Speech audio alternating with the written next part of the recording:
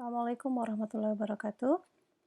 Today we would like to discuss about content validity. This time, we got here where we are finishing writing items, right? For some of you who have finished, you can continue to test the content validity. I will explain later.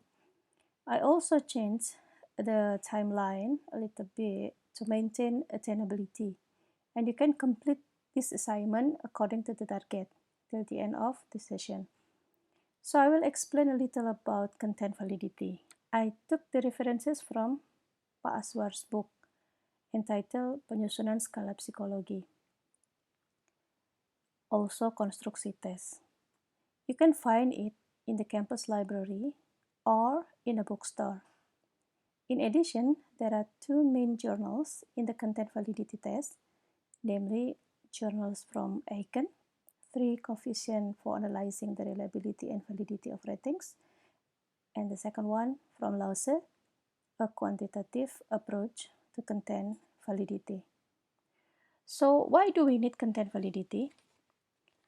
Content validity is related to whether the items in the test are feasible to represent the components of the material content area being measured, or the extent to which these items are in accordance with the behavioral indicators of the measured attributes by Pak Aswar 2012.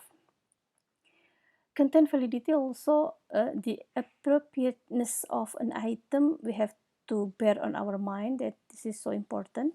So the appropriateness of an item is determined by the result of the assessment from judgment made by the expert, or rather based on logic. Also, why do we need content validity? Because this judgment can be increased objectively if done by many people. So there are more than one people being a rater to evaluate our item. So content validity basically is about the quality. So we are testing the quality. So what is seen, the things, namely a group of items and review. In a group of items, the items we compile must be relevant to the theoretical basis we use, or the term should be theoretically sound. In addition, in reviewing items, we need to ascertain what will be assessed, who will do it, and how the assessment will be carried out. A little review about the 3 principles of writing items, namely theoretically sound, item readability, and content validity test. I guess for now, you've done the theoretically background, right? And confirming which concept and construct that you use in this skill development through online discussion with me. You also have conducted readability tests on several professional judgment to ask their opinion regarding the language of your item, whether it is clear and simple.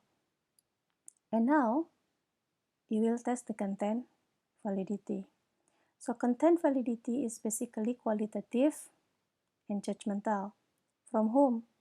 From a group of experts who are not authors or reviewers. They are usually called SME, subject matter expert. And the important thing is that the content validity itself must generate logically validity. So there are 2 major approaches in testing the content validity, namely Aiken and Lause. Let's discuss first Aiken V.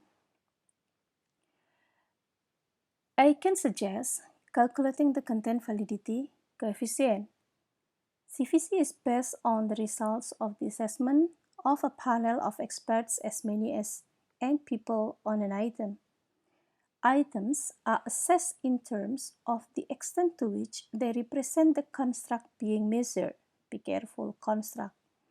Assessment of items is carried out by giving numbers 1 to 5. This is an example of a scoring sheet using the icon model. You compile a table that contains aspects, behavior indicators, items, and ratings or relevance value, usually 1 up to 5. So please move your blueprint into this model and then give to your SME. Statistically, finding the eigenvalue value can be done using the following formula. Recognize the following signs. There is an S, which is the result of subtracting R and LO. R itself is a number given by an appraiser or rater, while LO is the lowest number of validity assessments, in this case equal to 1. And another sign, C, is the highest number of validity assessment. In this case is 5.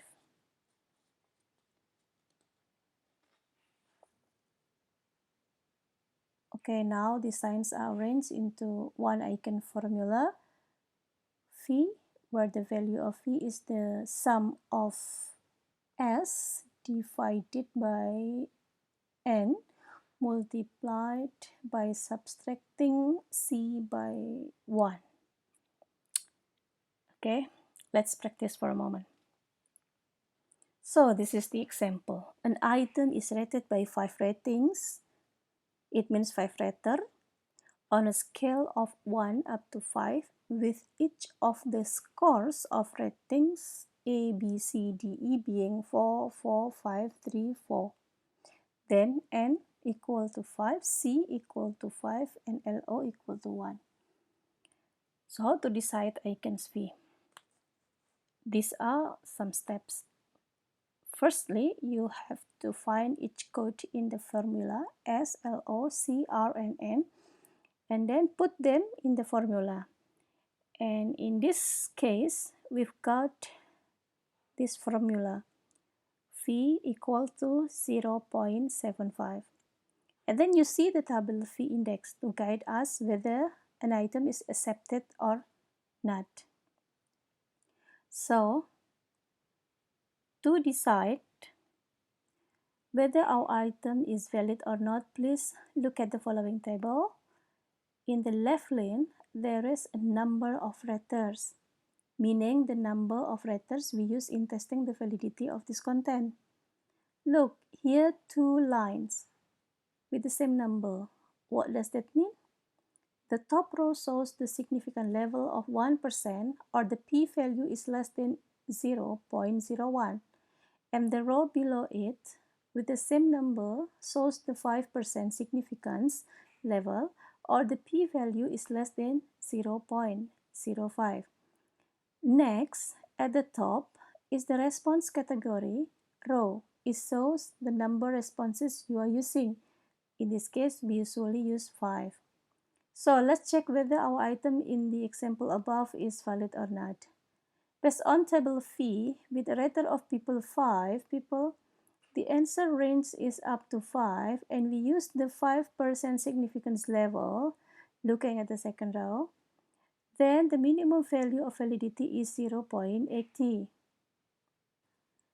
Check what the value of our eigenvalue calculation above. Yes, the value via 0.75. This means that our value is below the value from the table value. Therefore, our item is not accepted.